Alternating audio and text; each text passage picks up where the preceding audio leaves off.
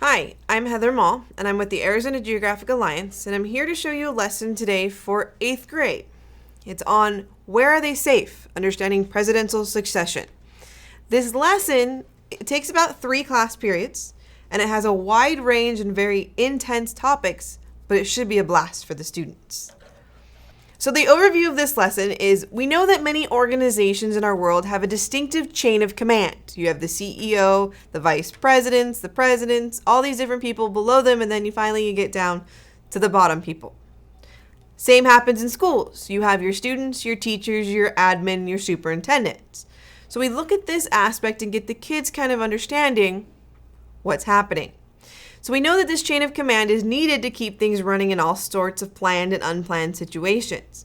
One of these things that students should understand is that there's a formal plan in place if we ever need to replace the president. So the purpose of this lesson is to have students learn about 2 large, very, very different concepts. First, they'll learn about the chain of leadership and the presidential succession. Next, they're going to learn about regions across the United States.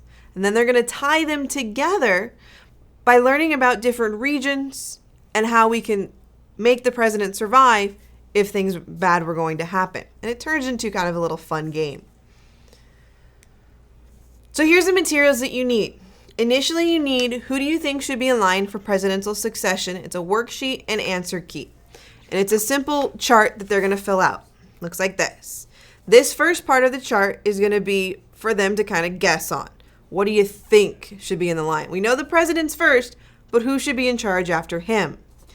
The second page is going to be actually the one that you're going to teach them, the correct from the 25th Amendment explanation.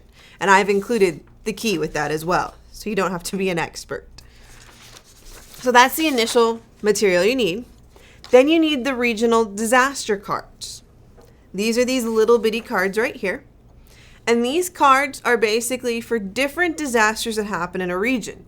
You're not going to see a hurricane happen in Arizona or the Southwest region because there isn't stuff there that can make that hurricane form. So I filled in some of them for you, but have your kids and yourself fill out a few more. Next, you're going to need the region cards, which there are 5 of them. And these cards right here are half a page, so you will need to cut these. You can use one of the big cutters or scissors, or have the kids do it. But these region cards are going to be what you use in what I call the game portion of this lesson for the kids to fill out. You're going to need a U.S. map. There's 3 of them that the Arizona Geographic Alliance has and are in this lesson. You're going to need the physical regions map, which you'll see within the PowerPoint, the U.S. regions map that's unlabeled, and then a teacher map. If you want to use a very big map, like one that you can get from the National Geographic, you can use that, put it up on your whiteboard, and use magnets to attach things to. Or you can simply give the students one of their own. And I'll explain more as we go through the procedures. Crayons or 5 highlighters. I say use highlighters because how many times have you written something on a piece of paper, told the kids to color over it, and suddenly you can't see what they wrote down? So instead of using crayons, if you use highlighters, it allows the students to see what they've written on their paper. Tape or push pins, depending on what you're going to be using during the option page. And then scissors, unless you've cut the papers yourself. So those are the materials that you need. So the objectives. The students will be able to list and describe the chain of leadership in the presidential succession. They're going to apply that presidential succession plan. Now, I'm not condoning killing off everybody in government, but they're going to get a chance to pretty much work in that disaster phase. Especially with 2012 coming, most of my students, probably yours, are very fascinated with the end of the world. They're going to identify the 5 main regions across the United States, and they're going to explain geographical features in these 5 different regions, which gets the 2 big concepts, presidential succession and U.S. regions. So, here's how it works. Procedure 1, session 1. You're going to begin the lesson by asking the students if they know who is next. Most of them are going to say the vice president. But usually after the vice president, it gets a little sketchy because there's so many people involved in government. You also want to talk to them about why they think it's important to have a backup. How is this related to the chain of command in the school? If a teacher can't be in charge, who's going to help that teacher? Like if the principal is no longer in charge, who is in charge at your school? Think of families.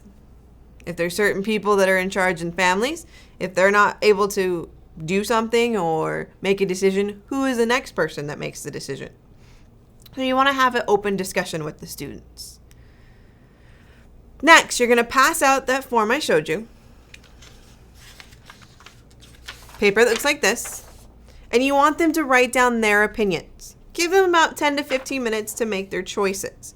Now, they're probably not going to know all the specific names to who is in the government, but give them an opportunity to write them down.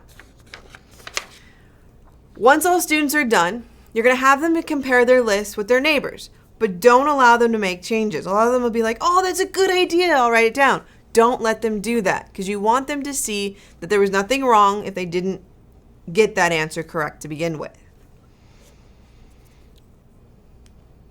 Now, with the help of the second page, or with the help of your knowledgeable students in class, you're going to teach them the correct order of the succession.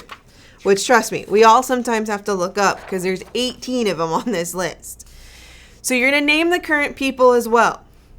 My advice is, I know we're not all fans of Wikipedia, but Wikipedia has links and pictures to the current people residing in those offices.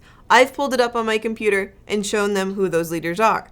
They may not know their exact names or their exact titles, but they'll probably recognize the pictures.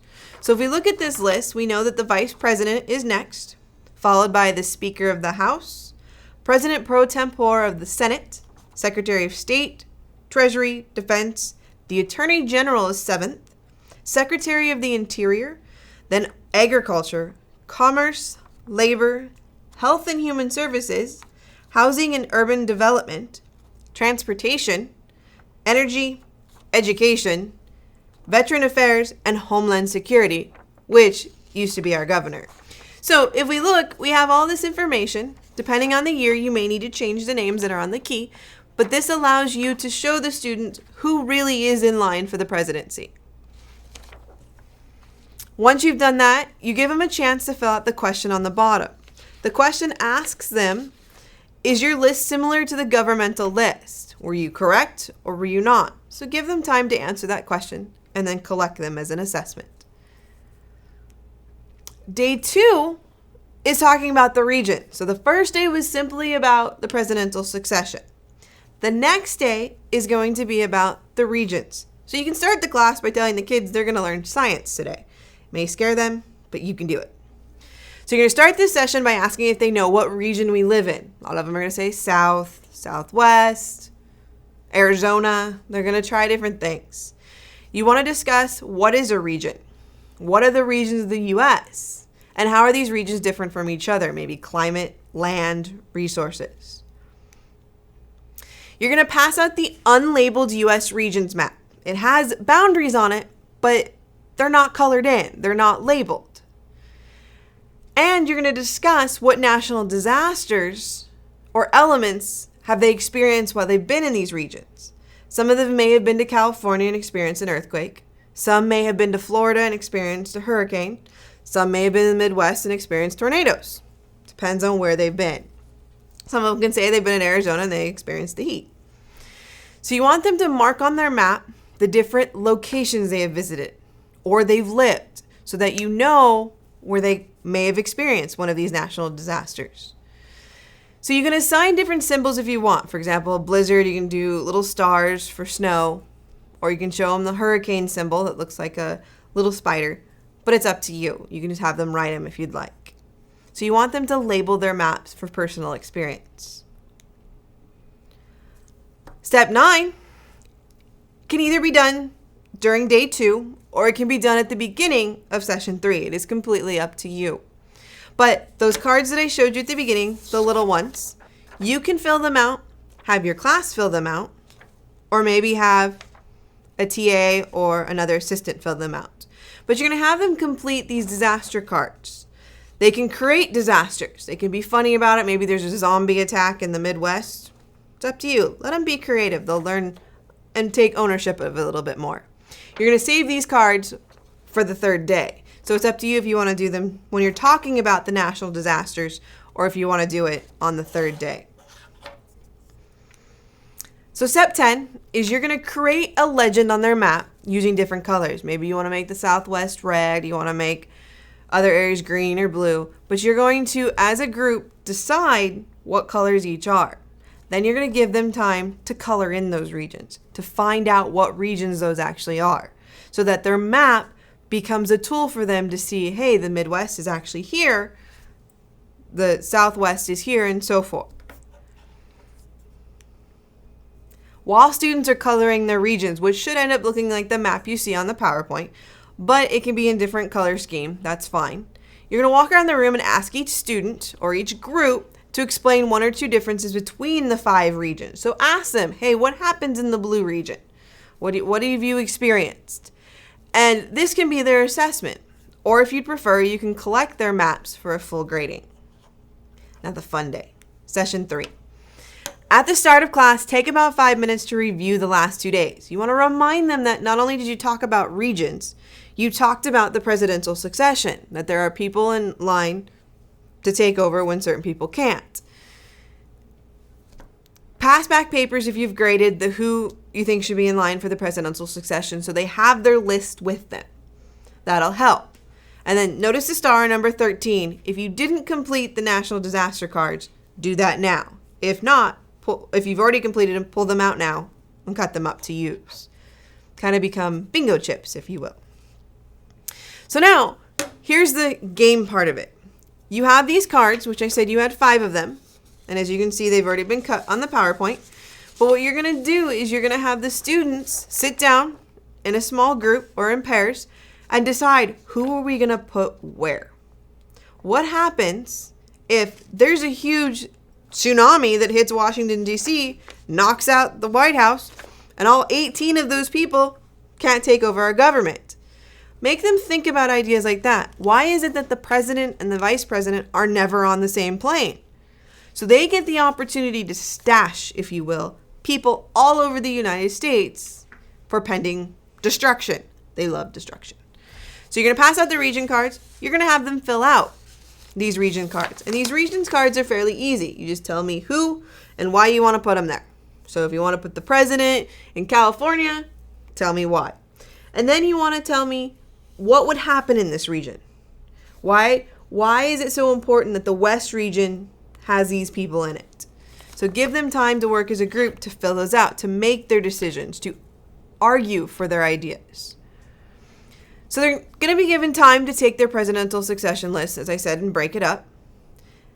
They got to remember not to place all other people in one place. That's what you have to encourage them to do. But if you got some stubborn people and they want to put president, vice president, everybody in the same place, let them so they can see what's going to happen. You're also going to have the students identify what would happen in those regions. Have them be creative. If they can't remember, have them refer to their map. Maybe that'll help. Now, once the students have finished steps 16 and 17, that's filling out these cards, you have 2 choices. You, as the teacher, can lead this, where, remember that big map I told you about? That big map? You can have the students come and place their cards with the tape, the push pins, the magnets, up in those different regions. But they're not going to have them in front of them. If you'd like to, instead of having the students place the cards on the large classroom maps, they can write out their choices on their region map. And you can play it kind of like a bingo card. Because what you're going to do is you're going to discuss with the students practices that are already in place. The idea of the president and vice president not being together, the bunkers that are across the United States, and so forth. So as a class, you're then going to have these little cards in kind of a jar, a hat, something. And you're going to have a student or yourself draw out one of these cards. And it's going to say, hey, look, we've got hurricanes. Hurricanes are going to destroy which region? It destroys that region. Whoever they put in that region is no longer able to run the government. And they can see if their president, vice president, or who has survived. This allows them to think, hey, what are the most worst disasters that could happen in the different regions? And why is it important to make sure the president and vice president are far apart so that our government will still run? Finally, you're going to ask the students then, after you pull the bingo card and the national disaster happens, Ask them who has their president still alive. If you got groups that still have their president alive, that's awesome. Encourage them to either move him or put him in the same location. If you've got groups that have lost their president, ask them who next would be in charge. If they've lost the vice president, who would be next, and so forth. Choose another card, and you're going to repeat these steps until you feel that the students' governments either aren't running or that the students actually understand why it's important that we have an item in place for presidential succession. You're going to continue this, as I said, until you feel they understand it. And as an assessment, you can collect these region cards to make sure that the kids are actually filling out the people's names, filling out the information about each region. Also, one last assessment you can do, maybe as a ticket out the door or the next day as a quick reminder, is a quick little quiz that simply asks them to list the first 5 people in the presidential succession list. And this one I put on four on one page so you can cut it and not use as much paper. Assessment, as I said, you've got 3 days, which gives you a lot of ways to assess your students. Have the students list the first 5 leaders in the chain of succession. That's the quiz. 80% or higher is considered mastery. The regions cards and the map can be graded for accuracy. Did they put a hurricane in a region that a hurricane is not going to happen? That wouldn't be accurate. But we can say mastery is about 80% or higher, getting the correct regions. Finally, as homework, the students can write an argument for one region of the country being safer or the other. They should realize that Arizona really doesn't get that much stuff. So is the Southwest region really that important? Or really that safe? They should use their knowledge of physical features to support their choice, and mastery will be a score of 4 or higher on the 6 traits rubric in the areas of ideas and organization. Some extensions. There's lots of video clips in Discovery Ed about presidential succession. There's lots of websites online as well. I know that there's the Benjamin from the government that allows you to see different information. And then have the students develop different organizations. Maybe their house. Maybe they need to divvy up who goes where and who's in charge. Or the school. What if the school board can't run anymore? Have them use different organizations. Maybe they create a region for their school. We need to put people here, here, here if something were to happen. But it gives them a second chance to see how they can truly keep their list whole. So basically today you saw 3 days in one lesson, 2 large concepts, one about presidential succession and one about regions, and tying them together to make our government run.